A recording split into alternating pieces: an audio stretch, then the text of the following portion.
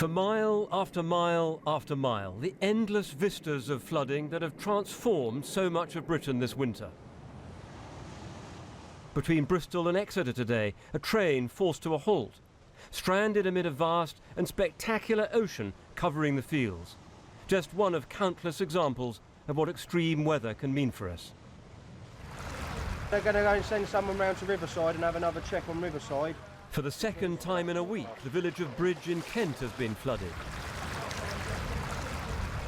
There's been so much rain that water is now bubbling up through the ground. But unlike in Somerset, people here don't think anyone is to blame. The real worry is the water coming up from groundwater actually through the flooring now. So, yeah, there's not a lot we can do with that, I'm afraid. People keep coming around and all that, but it's no use pumping it now, because as soon as they pump it, it still keeps going up to the floors. In Surrey this afternoon, we found water suddenly spilling over the roads. The River Thames is rising again. You might expect this kind of thing every few years or so, but not nearly as often as we're seeing now.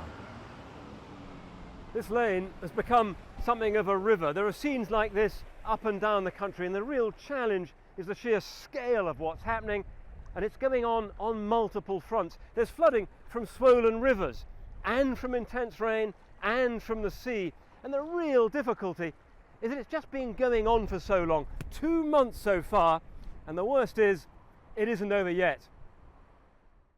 Yet again, the Environment Agency's flood map is crammed with hundreds of warnings, including 2 severe ones that mean life is at risk. The last 2 months have seen more than 5,000 homes flooded.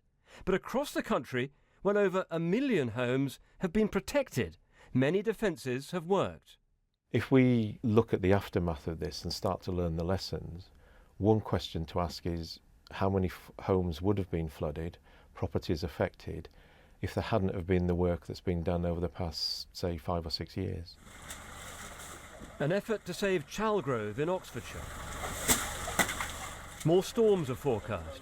The country faces difficult choices for the future about where to defend and how best to do it. David Shrookman, BBC News.